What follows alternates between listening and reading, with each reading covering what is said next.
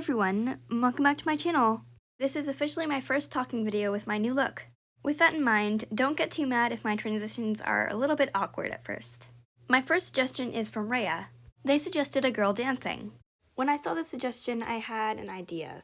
Basically, I had this really cool plan for the lighting in the background, and I wanted to see if I could pull it off. But before I do that, I have to sketch first to make sure my proportions are relatively normal, and I also attempted this pose in real life just to make sure it's physically possible, which is not something I normally do given my style is so cartoony, but I thought I'd give it a try this time. I am now realizing I'm only using 20% of the canvas. Let's just fix that, shall we? Now, Raya said a girl dancing, but not specifically a dancer, so that means I don't have to draw a tutu, right? Yeah, I think that's how it works. That's good, because I don't know how to draw a tutu. Although, based on this, I can't draw any other type of outfit either. Okay, why are there air horns outside? As this is not specifically a dancer, I decided to keep the hair down instead of in a bun. And I fixed the dress. Isn't that so much better? I have now moved on to inking, although the line weight is still a little bit of a problem for me, so I've drawn each line about 6 times before I'm happy with it. Procreate settings are still pretty new to me.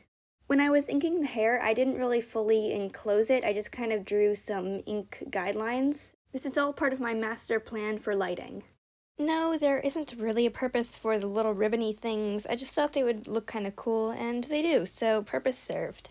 The hand looks so awkward, no! I did copy and paste the ribbons in the sketch phase, although I flipped them. My tip for that is to just ink them separately, that way they look like they were drawn separately. And I chose a gradient navy for the dress because I think it'll look nice for what I have in mind. What little bit of shading I did was just a tad more realistic than normal, but I didn't want to add too much shading because I want it to look like she's in a spotlight. I chose brown for the hair as I think it goes best with navy. And I am going to do some shading for the hair, or really just add some texture, but first, the lighting. Even though this is going to be the background, I drew it over top of the main drawing just to make sure I could see what I was doing. But basically, I just went from dark to light in the middle and then pushed around all of the ink using the smudge tool. Then slide that underneath the drawing, and that actually came out exactly as I was hoping. Then I did some rough shading on the hair to match the aesthetic of the drawing, and I'd call this done. I'm actually really satisfied with this suggestion. Let me know in the comments what you think as well. Moving on to the next suggestion, this suggestion is from Tnet. Tnet suggested a landscape, but different? That's a bit vague, but hey, creative freedom, am I right? I think for the difference, I'll use opposite colors and see how it turns out.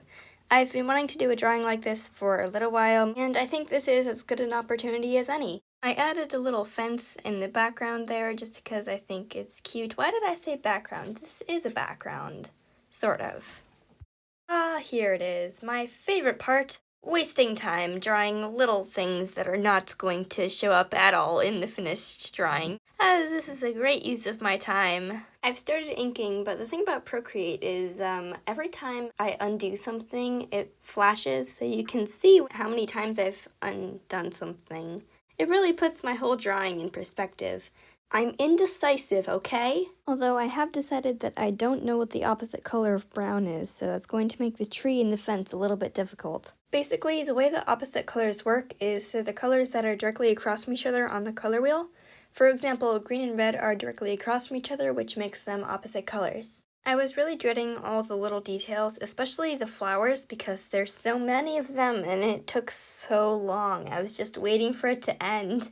I haven't even started on coloring yet. Thankfully, I think it is finally time to start coloring. The opposite of green is red, so red grass. The opposite of blue is orange, so orange river. This is weird. Procreate said the exact opposite color of green was purple, so I tried that, but I immediately vetoed it and chose the kind of magenta-y color for the grass, which is in between red and purple.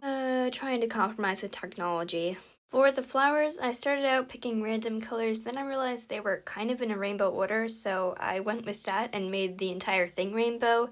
I just couldn't bear to make them all the same color, so I made them all different colors.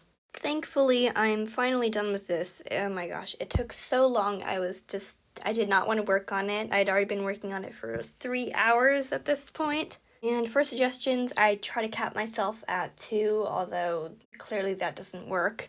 Before I go, I just wanted to say that I'll be going on vacation, so I'm going to be leaving for 3 weeks. I will be posting next week, but after that, I don't know if I'm going to have videos uploading or not. It all depends on what I can get done during this week. Don't be surprised if I don't respond to any comments or DMs during these 3 weeks, but that's just because I don't have Wi-Fi. I will give you more definitive information once I have everything settled. Anyway, I hope you enjoyed watching this video and whatever this is. Also this is pretty cool. See you guys next week. Thanks for watching. Stay creative.